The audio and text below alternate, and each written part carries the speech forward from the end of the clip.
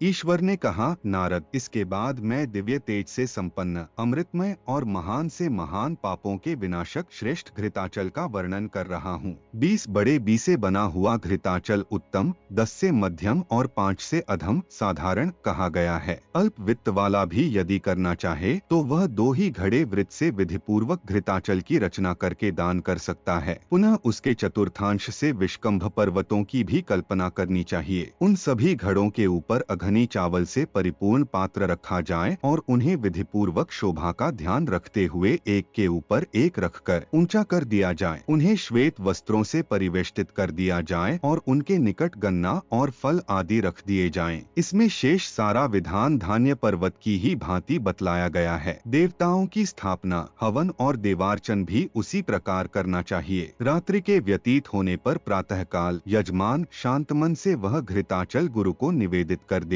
उसी प्रकार विष्कंभ पर्वतों को ऋत्विजों को दान कर देने का विधान है। उस समय इस अर्थ वाले मंत्र का पाठ करना चाहिए, चूंकि अमृत और अग्नि के संयोग से घृत उत्पन्न हुआ है, इसलिए अग्निस्वरूप विश्वात्मा शंकर इस व्रत से प्रसन्न हो। चूंकि ब्रह्मा तेजोमय है और घी में विद्यमान है, ऐसा जानकर तुम घृत पर्वत रूप से रात दिन हमारी रक्षा करो। जो मनुष्य उपर्युक्त विधि से इस श्रेष्ठ घृताचल का दान करता है, वह महापापी होने पर भी शिवलोक को प्राप्त होता है। वहाँ वह हंस और सारस पक्षियों की चित्रकारी क्षुद्र घंटिका किंकिणी जाल से सुशोभित तथा विमान पर आरूढ़ होकर अप्सराओं, सिद्धों और विद्याधरों से घिरा हुआ पितरों के साथ प्रलय काल तक विहार करता है। ईश्वर ने कहा, नारद, इसके पश्चात में श्रेष्ठ रत्नाचल का वर्णन कर रहा हूँ। 1000 मुक्ताफल मोतियों द्वारा बना हुआ पर्वत उत्तम, 500 से बना हुआ मध्यम और 300 से बना हुआ अधम साधारण माना गया है। कल्पित पर्वत के चतुर्था उसके चारों दिशाओं में विष्कंभ पर्वतों को स्थापित करना चाहिए। विद्वानों को पूर्व दिशा में हीरा और गोमेद से मंदराचल की, दक्षिण में पद्मराग, माणिक्य और इंद्रनील नीलम मणि के संयोग गंधमादन की, पश्चिम में वैदूर्य और रो के सम्म विपुलाचल की और उत्तर में गारुत्मत मणि स्थित पुष्पराग पोखराज मणि से सुपार्श्व पर्वत की स्थापना करनी चाहिए। इस दान में भी धान्य पर्वत की तरह सारे उपकरणों की कल्पना करे। उसी प्रकार स्वर्णमय देवताओं, वनों और वृक्षों का स्थापन एवं आवाहन करे तथा पुष्प गंध आदि से उनका पूजन करें। प्रातकाल मत्सर रहित होकर वह सारा सामान गुरु और का दान कर दे। उस समय इन मंत्री का उच्चारण करें अचल। जब सभी देवगण संपूर्ण रखों में निवास करते हैं, तब तुम तो नित्य रत्नमय ही हो, आत्म तुम्हें सदा हमारा नमस्कार प्राप्त हो। पर्वत, चूंकि सदा रन का दान करने से श्रीहरि संतुष्ट हो जाते हैं, आत्म तुम हमारी रक्षा करो। नराधिप, जो मनुष्य उपर्युक्त विधि से स्त्रमय पर्वत का दान करता है, वह इंद्र से सत्कृत ही विष्णु सालोक्य की प्राप्त कर लेता है और वहाँ 100 कल्पों से भी अधिक काल तक निवास करता है। पुनः इस लोक में जन्म लेने पर वह सौंदर्य,